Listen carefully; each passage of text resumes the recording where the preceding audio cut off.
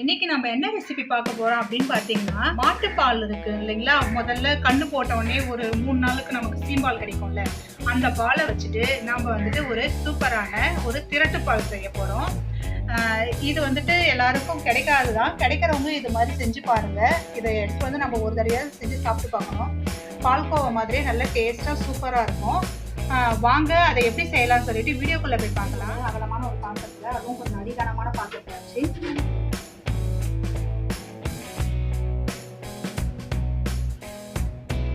வந்துட்டு கொஞ்சம் ஒரு 5 மினிட்ஸ் ஒரு தடவை இது மாதிரி கை விடாமல் அப்பப்போ கொஞ்சம் பார்த்து கிளறி விட்டுட்டே இருந்தேன். இதெல்லாம் கொஞ்சம் அடி பிடிக்கும். இதுதான் இதை பண்ணணும். இது மாதிரி ஒரு டைப்லையும் பண்ணலாம். நம்ம இன்னொரு டைப்லையும் பண்ணலாம். இது வந்துட்டு ஒரு பாத்திரத்தில் வந்து எண்ணெயை தடவி வச்சு இந்த பால் அதில் ஊற்றி அதுக்கப்புறம் இட்லி குண்டானில் வச்சு நம்ம வேக வச்சு எடுத்து அதுக்கப்புறம் கட் பண்ணி நம்ம அதுலேயே வந்து அந்த பால்லேயே சுகரு, ஏலக்காய் பவுடர் எல்லாத்தையும் போட்டு அதை கட் பண்ணி நம்ம சாப்பிட்லாம். அந்த மாதிரி செய்யலாம். இப்போ இந்த மாதிரி மெத்தடில் நம்ம செய்யலாம். நான் இன்றைக்கி இந்த மாதிரி செய்கிறேன். ரெண்டு வர ஆரம்பிச்சிருச்சு. தண்ணி எல்லாமே விட்டு வற்றணும்.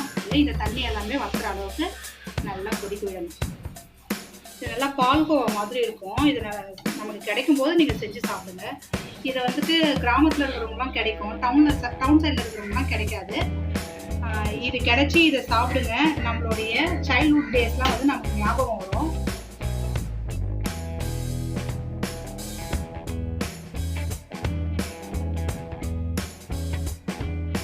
நல்லா சுண்டி தண்ணி எல்லாம் வற்றி போயிருக்கு.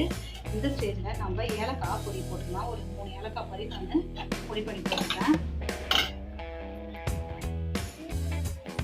அதுக்கப்புறம் சுகர் ஆட் பண்ணிக்கோங்க. ஒரு 4லேருந்து 5 ஸ்பூன் ஆட் பண்ணிக்கோங்க. இன்னும் சுகர் இனிப்பு இன்னும் வேணும்னாக்கா இன்னும் கூட ஒரு 2 ஸ்பூன் ஆட் பண்ணிக்கலாம். டீ போட்டு நல்லா கிளறிக்கோங்க. சக்கரை போட்டோடனே இன்னும் கொஞ்சம் தண்ணி வைக்கிற மாதிரி இருக்கும். அதுவும் நல்லா போட்டு இந்த பசு மாட்டு பாலுடைய இந்த திரட்டு பால் வந்து ரெடி ஆயிடுச்சு. இது மாதிரி உங்களுக்கும் இந்த பால் கிடைக்குதுன்னா நீங்கள் செஞ்சு பாருங்கள். செஞ்சு பார்த்துட்டு இதோடைய சுவை எப்படி இருந்துச்சுன்னு சொல்லிட்டு எனக்கு கமெண்ட் செக்ஷனில் சொல்லுங்கள். தேங்க்ஸ் ஃபார் வாட்சிங் த வீடியோ.